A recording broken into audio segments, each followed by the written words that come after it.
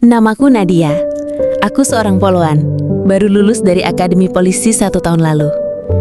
Ini bukan cerita tentang keberhasilanku menjadi seorang polisi wanita.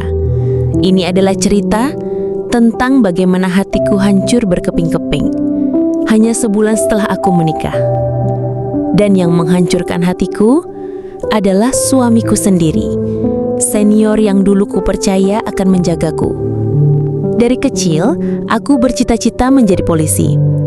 Aku ingin membuktikan pada almarhum ayahku bahwa anak perempuannya ini bisa kuat, bisa mandiri, bisa membela kebenaran meski dunia seringkali keras pada perempuan.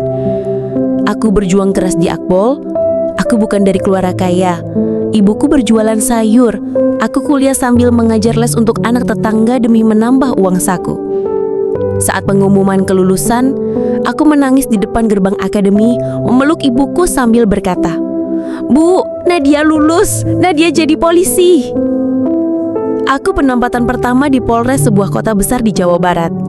Di sana, aku pertama kali bertemu AKP Rangga, senior berpangkat lebih tinggi, sekitar 7 tahun lebih tua dariku. Badannya tegap, suaranya tegas, dengan senyum yang sering membuat orang luluh. Dia sering membimbingku dalam penugasan. Setiap kali aku ragu dalam laporan, dia akan berkata, "Kamu hebat, kamu pasti bisa." Dia sering membawakanku teh hangat saat aku lembur, atau meminjamkan jaketnya saat hujan deras. Lama-lama, aku jatuh hati padanya. Hubungan kami berjalan hampir setahun. Rangga melamarku dengan sederhana, hanya dengan cincin perak dan senyum di wajahnya. "Jadi istriku, Nat, aku janji akan menjaga kamu seumur hidup," katanya waktu itu. Aku menangis bahagia. Akhirnya aku menemukan seseorang yang aku percaya, seseorang yang bisa aku andalkan, seseorang yang menerima pekerjaanku sebagai polisi tanpa meremehkan sebagai perempuan. Kami menikah di aula kantor polisi, sederhana. Dihadiri rekan-rekan sesama polisi, ibuku yang menangis haru, dan rekan-rekanku yang bersorak. Saat aku mengenakan seragam polwan dengan kebaya putih di atasnya, aku merasa menjadi wanita paling bahagia di dunia.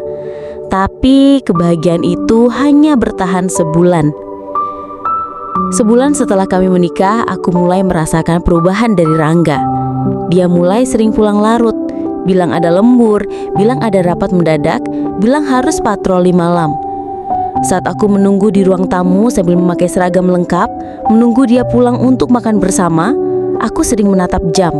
Menit demi menit berlalu hingga pukul 1 dini hari, dia belum pulang. Saat aku tanya, dia hanya berkata, "Kamu jangan lebay, Nat, aku kerja, bukan main-main." Aku menunduk, menahan perih di dada, mencoba percaya padanya. Suatu malam aku lenggu di kantor karena harus mengurus laporan tindak kekerasan terhadap anak. Aku keluar ruangan untuk membeli kopi di warung dekat kantor.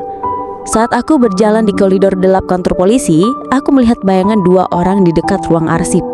Aku menoleh dan aku melihat Rangga bersama seorang polwan juga, namanya Sari, rekan satu kantor. Sari bersandar di dinding dan Rangga menatap wajahnya dari dekat. Tangannya memegang pipi Sari, dan mereka berciuman. Duniaku runtuh saat itu juga. Aku mundur perlahan menutup mulutku agar isak tangisku tidak terdengar. Hatiku hancur, kakiku lemes. Aku ingin berteriak, tapi tak ada suara yang keluar. Aku berjalan pulang malam itu dengan air mata mengalir deras, masih mengenakan seragamku. Jalanan gelap dan hujan deras malam itu seperti ikut menangisi kebodohanku yang percaya pada janji seorang Rangga. Keesokan harinya, Rangga pulang dengan wajah datar. Aku duduk di ruang tamu dengan mata sembab. "Kamu kenapa? Nangis lagi?" tanyanya dengan nada ketus.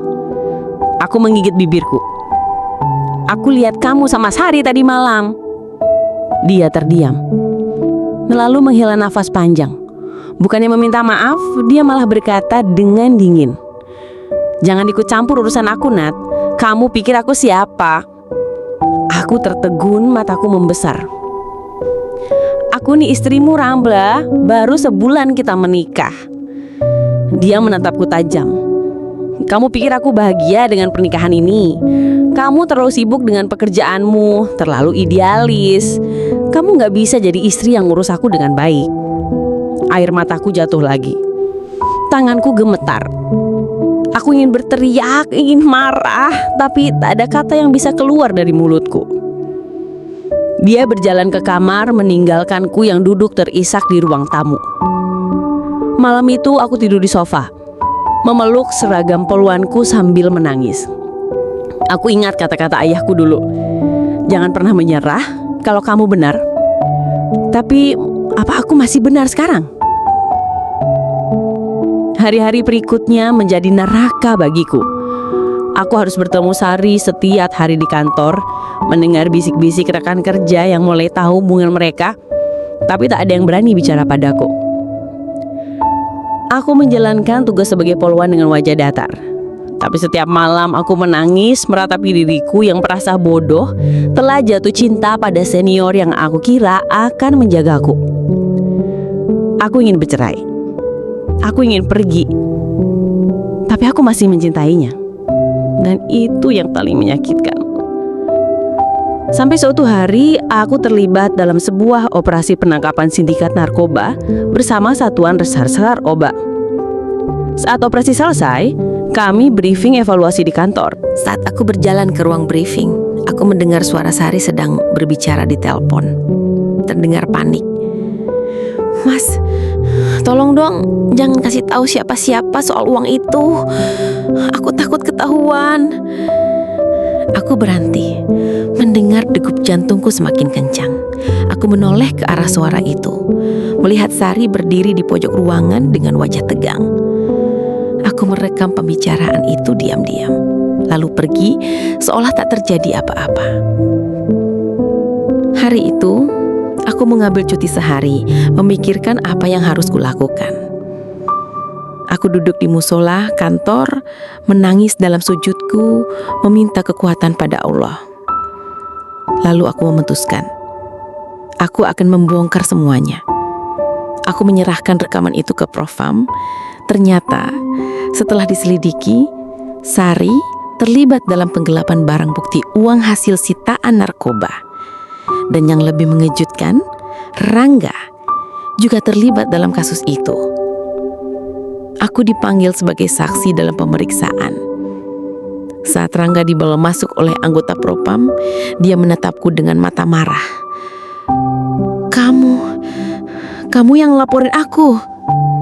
Aku berdiri dengan seragam poluan kebanggaanku, menatap matanya dengan air mata menetes. Tapi aku mengangguk tegas.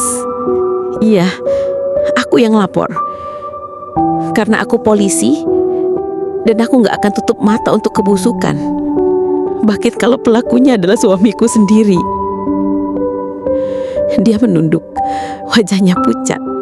Sari menangis histeris saat dibawa keluar oleh anggota provos. Hari itu, aku pulang ke rumah kontrakan kecilku dengan langkah gemetar. Tapi hatiku lega. Aku melepaskan cincin pernikahan yang masih melingkar di jariku, menatapnya lama, lalu menaruhnya di atas meja. Aku duduk di lantai, menangis sejadi-jadinya. Tapi kali ini, tangisan itu adalah tangisan pelepasan atas semuanya. 1 minggu kemudian, aku resmi mengajukan gugatan cerai pada Rangga. Rekan-rekan di kantor banyak yang mendukungku diam-diam. Mereka tahu aku tidak bersalah, dan mereka tahu aku sudah berusaha menyelamatkan apa yang seharusnya aku selamatkan. Hari ini, aku masih berdiri sebagai poluan. Aku masih memakai seragam kebanggaanku, masih bertugas membantu masyarakat, masih melayani laporan-laporan yang datang setiap hari. Dan setiap kali aku melihat diriku di kaca dengan seragam ini, aku akan berkata pada diriku sendiri, Nadia, kamu berhak bahagia. Kamu layak dicintai dengan baik. Kamu kuat dan kamu tidak salah.